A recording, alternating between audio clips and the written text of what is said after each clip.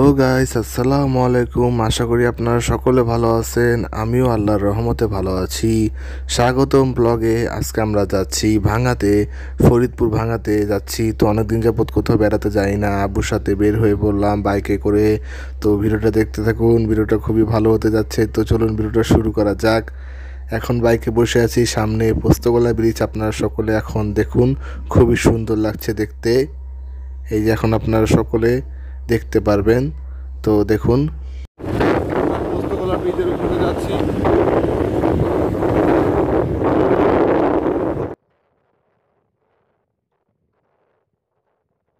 পোস্তগোলা ব্রিজের এইমাত্র আমরা নিচে নামলাম। তো এখন আমরা ব্রিজ পার হব। পার হওয়ার পর সামনে টোল প্লাজার আছে, সেই টোল প্লাজারে যাব। যাওয়ার পরে আমরা টোল দিব। দেওয়ার সাথে সাথে আমরা টোল দেওয়ার পর আমরা সেই ব্রিজটা পার হওয়ার পর তারপর আস্তে আস্তে আপনারা সকলেই দেখতে পারবেন এটা হচ্ছে ইকুরিয়া হাসনাবাদ। আর এদিকে আপনারা সকলে ফুট ওভার ব্রিজ দেখতে পাচ্ছেন। এই ফুট ওভার ব্রিজ দিয়ে মানুষজন চলাচল করে, ডানের থেকে বামে আসে, বামের থেকে ডানে আসে। ডানে হচ্ছে আস্তানা শরীফ, যেখানে আমাদের মুর্শিদ মুজিব বাবাজান সাক্ষাৎ দেন। তো ঢাকায় আসেন। হচ্ছে শুক্রবার। তো শুক্রবারের দিন আমরা বের হয়েছি। দেখতে পাচ্ছেন যে মাও রোড আছে, এই মাও রোডের মধ্যে মানুষজন কম। আর মানুষজন কম থাকার কারণে আমি ভাবছিলাম যে গাড়ি ঘোড়া আছে, কিন্তু গাড়ি ঘোড়া দেখলাম যে গাড়ি ঘোড়া বলতে গেলে নেই। গাড়ি ঘোড়া খুব কম চলাচল করছে যেহেতু শুক্রবার। আর এই রোডে বেশিরভাগ অ্যাক্সিডেন্ট হয়, সেই জন্য যারা যারা এই রোডে আসবেন খুব সাবধানতার সাথে গাড়িগুলো ড্রাইভ করবেন, না হলে একটি জীবন চলে গেলে বাকি জীবনগুলোর কি হতে পারে সেটাই ভেবে দেখবেন।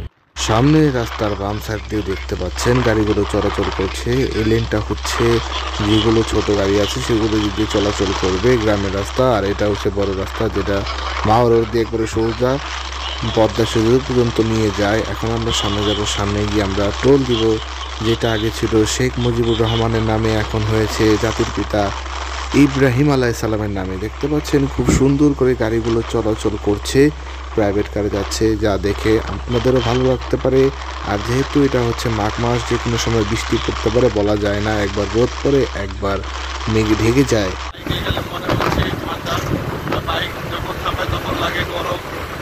মাঘ মাসে পড়েছে গরম, বিশেষ হয় না, বিশেষ করে নিতে হয়।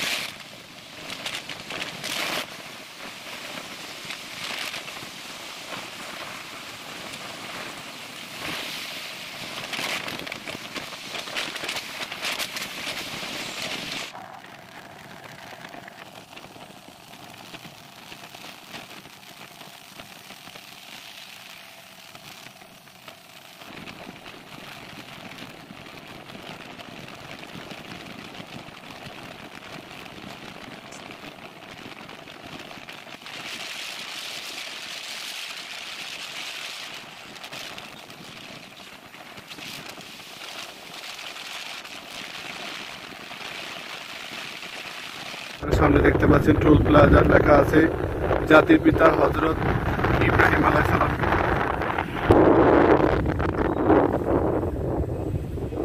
টোল প্লাজার থেমেছি, এখন টোল দেওয়া হবে। বাইকে টোল দেওয়ার পর তারপর আমরা যাব।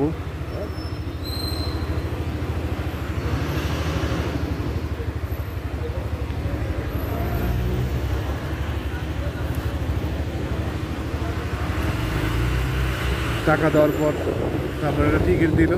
টিকিট ব্রেক টাইম নিয়েছি পদ্মা সেতু টোল প্লাজারের সামনে।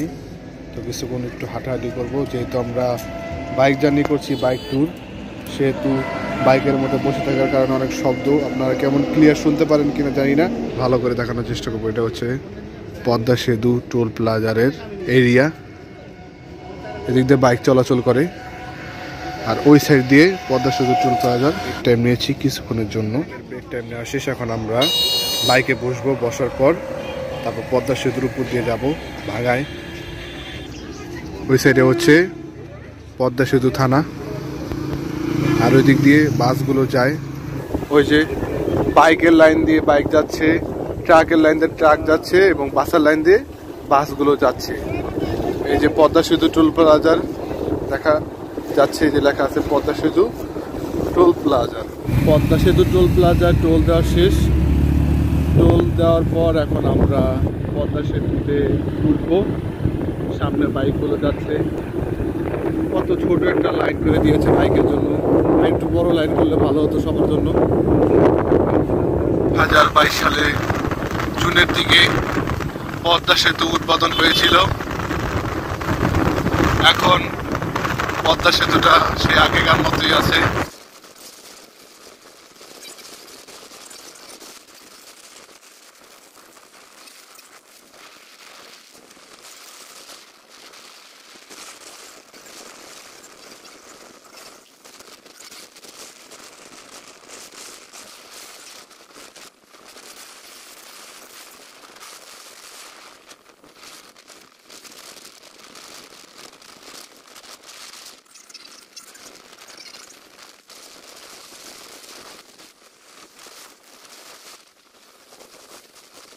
পদ্মা সেতু পার হওয়ার পর এখন আমরা রোডে আছি। বাঘা রোড এখনো পৌঁছেনি, বাঘা রোডে যাবো, যেহেতু আমরা পদ্মা সেতু পাস করে আসলাম। দেখতে পাচ্ছেন গাড়িটা থামানো হয়েছে, এখন রাস্তার ভিউ দেখতে পাচ্ছেন, গাড়ি ঘোড়া চলছে কিন্তু গাড়িটা অনেক কম রাস্তায়। এই যে দেখতে পাচ্ছেন লেনের সাইড দিয়ে গাছগাছালি খুব সুন্দর, মনে হচ্ছে একটা অন্যরকম প্রকৃতির সৌন্দর্য চলে আসলাম আমরা সকলে। রাস্তায় বাস গাড়ি যেটা দেখতে পাচ্ছেন সব কিছু চলছে। গাইস, যেতে যেতে আমরা একটু ব্রেক টাইম নিয়েছিলাম। এদিকে অনেক সুন্দর একটা পরিবেশ, হালকা একবারে ঠান্ডা। তো আমরা এখানে নামলাম, নামার পর এখন আমরা ঘাসের দিক দিয়ে হেঁটে, আপনারা সকলে দেখতে পাচ্ছেন সিনটা খুব সুন্দর। ঘাস, এগুলো হচ্ছে সব ঘাস, এগুলো ঘাসই হচ্ছে গরু ছাগল খায়। আর এদিক দিয়ে দেখতে পাচ্ছেন ওদিকে হচ্ছে ধনিয়া গাছ। এটা হচ্ছে পদ্মা সেতুর রেল লাইনের ব্রিজ। খুব সুন্দর একটা পরিবেশ দেখতে পাচ্ছেন, গাছ গাছালি। শীতের মৌসুমে এটা মাঘ মাস চলছে, তারপরও মনে হচ্ছে না আমার এটা মাঘ মাস, এটা মাঘ মাসই মনে হচ্ছে না, এটা হচ্ছে গরমকালের সময় মনে হচ্ছে। এই যে এটা পরেছি যে শীতের বস্ত্র বা কাপড়, এটা পরেও আমার কাছে এত গরম লাগছে যা বলার মতো না। আর এদিকে কি দেখতে পাচ্ছি, এগুলা কি মূলা? আমার কাছে তো এগুলো মূলার মতো মনে হচ্ছে। যারা চাষিরা যারা চাষ করে এখানেই ফেলে রেখে তারা কোথায় চলে গিয়েছে। দেখতে পাচ্ছেন খুব সুন্দর একটি ফুল, যা আমার কাছে খুব ভালো লাগছে। গ্রামের মাটি, ঢাকা শহরে এরকম তো মাটি নেই। চারিদিক দিয়ে গাছ লাগানো আছে। এগুলো হচ্ছে ফুল গাছ, দেখতে পাচ্ছেন কত সুন্দর সুন্দর ফুল এদিক দিয়ে লাগানো আছে।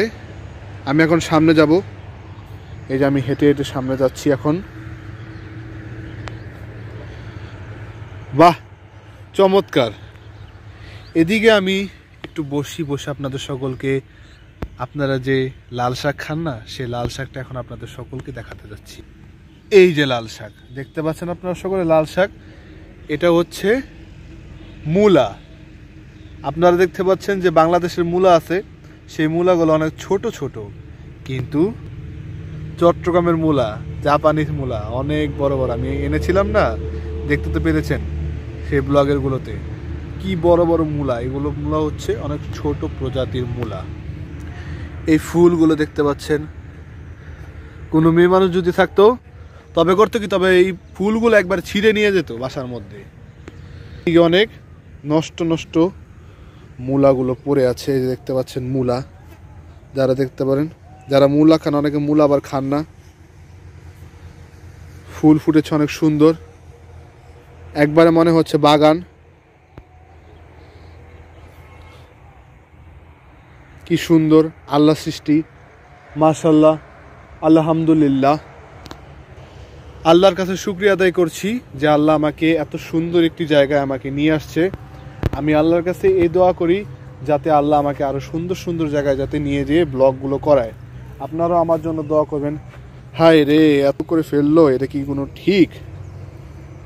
সারি সারি মূলা আর মূলা। কি বলেন গাইস, আমি কি এখান থেকে কি কোনো মূলা নিব? না থাক, যে পরিশ্রম করে লাগিয়েছে তারাই নিক, কারণ কারো অনুমতি ছাড়া যদি কারো গাছে হাত দেই, এখন যদি আমার গাছে যদি কেউ যদি আমার অনুমতি ছাড়া যদি নেয়, তাহলে কি এটা বেদবি দেখায় না, খারাপ দেখায় না? এই জন্য খুবই সুন্দর, আমার কাছে ভালো লাগছে। হালকা হালকা সূর্য দেখা যাচ্ছে, রোদের আলো, যা আমার মনকে একবারে শীতল করে দিয়েছে, ঠান্ডা করে দিয়েছে। এখানে যখন আমি হালকা হালকাভাবে হেঁটে হেঁটে যাচ্ছি, তখন এই পরিবেশের সুন্দরগুলো আমার চোখে একবারে কেড়ে নিচ্ছে, মনোমুগ্ধ করে দিচ্ছে আমাকে। সো গাইস, এখন আমি সামনে যাওয়ার পর ওদিকে লাল শাক লাগিয়েছে কৃষকরা। আর যদি কৃষকরা যদি না থাকতো এই দেশে, তাহলে কিন্তু আমরা এত সুন্দর ফল মূল শাক সবজি আমরা কোনোটাই খেতে পারতাম না। এখন সামনে যাই, সামনে গিয়ে আপনাদের সকলকে দেখাই লাল শাকগুলো, যেগুলো তারা চাষের জন্য লাগিয়েছে।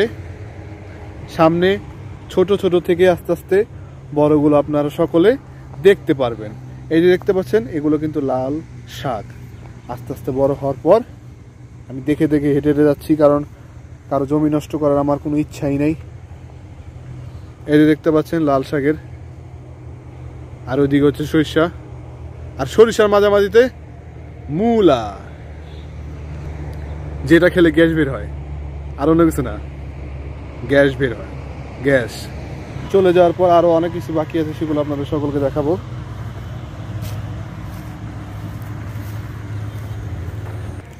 আপনারা সকলে দেখতে পেলেন, আমার কাছেও ভালো লাগলো। এখন বাইক নিয়ে রেডি, এখন আমি চলে যাচ্ছি। বাকিটা আপনারা সকলে দেখতে থাকুন, ভালো লাগবে।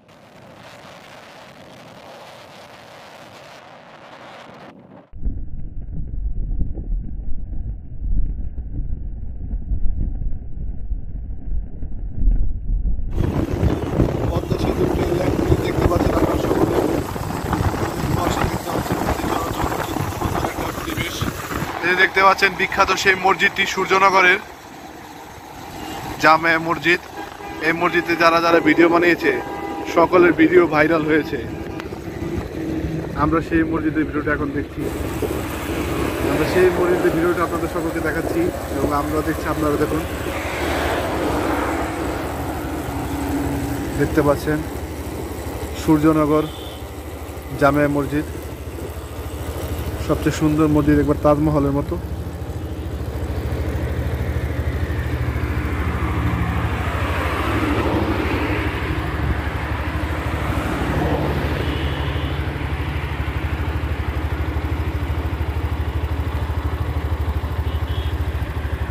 ভিতরে যাচ্ছি আমরা এখন ভাঙ্গার।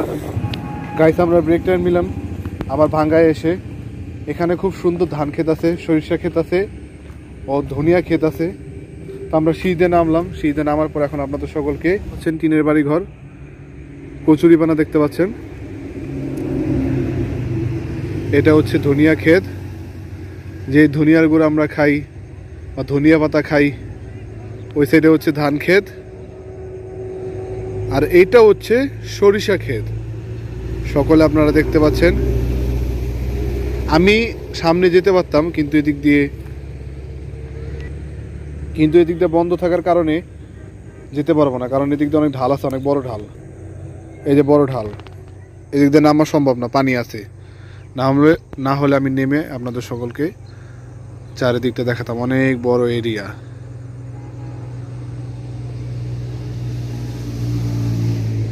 পিছনের গাছগুলো দেখে মনে হচ্ছে পাহাড়ের মতো, কিন্তু আসলে পাহাড় না।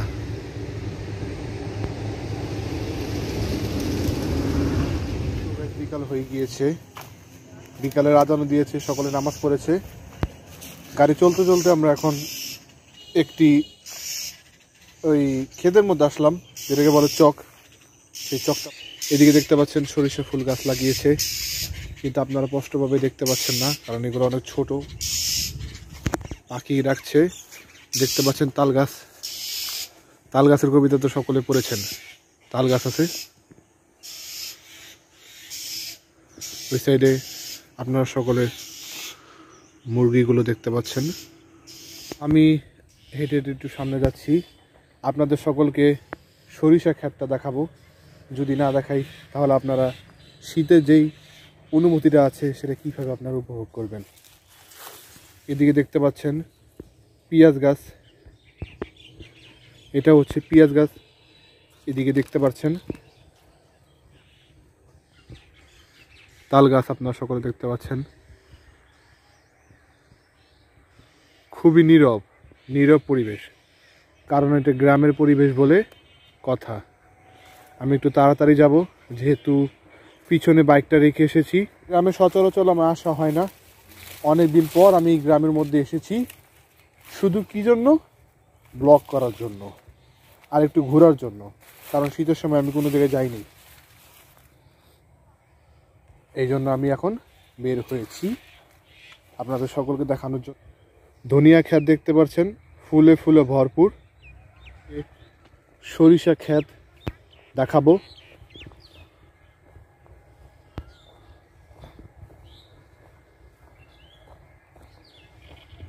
আমরা সামনে এসে গিয়েছি, আপনাদের সকলকে এখন সরিষা ক্ষেতটা দেখাবো। দেখতে পাচ্ছেন সরিষা ক্ষেত শীতের সময় একমাত্র দেখা যায়, শীত বাদে দেখা যায় না। দূরের পরিবেশগুলো দেখুন, কৃষিরা ধান কাটছে ও কাজ করছে।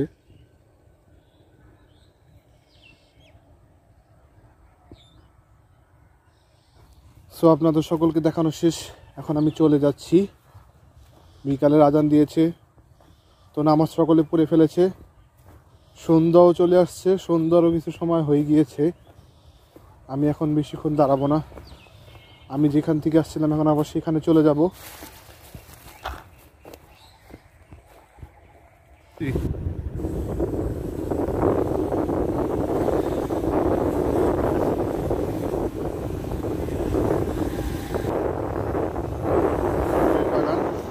আপনাদের গিয়ে এখন দেখাবো। এই যে দেখতে পাচ্ছেন বড়ইয়ের বাগান, খুব নিস্তব্ধ।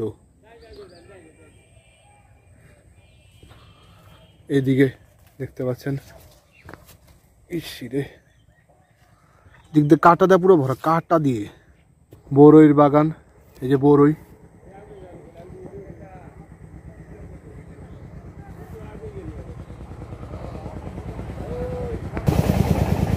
এখন আমরা সামনে যাচ্ছি একটু সাবধানতাভাবে, কারণ এদিকে কাঁটা আছে। একবার কাঁটা যদি বিঁধে আমার এই হাতের এদিকে বিঁধছে, আমি বুঝতে পারছি কেমন লাগছে। এই যে বড়ই দেখতে পাচ্ছেন, বড়ইয়ের বাগান।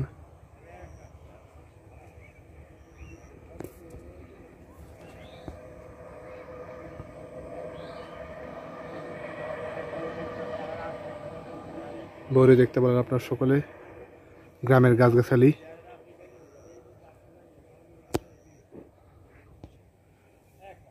সো গাইস, বেশি ভিডিওটা বড় করবো না। সকলে ভিডিওটা ভালো লাগলে অবশ্যই একটা লাইক দিবেন, শেয়ার করবেন, সকলে দেখার সুযোগ করে দিবেন। পরবর্তীতে নতুন একটি ব্লগ নিয়ে আসবো।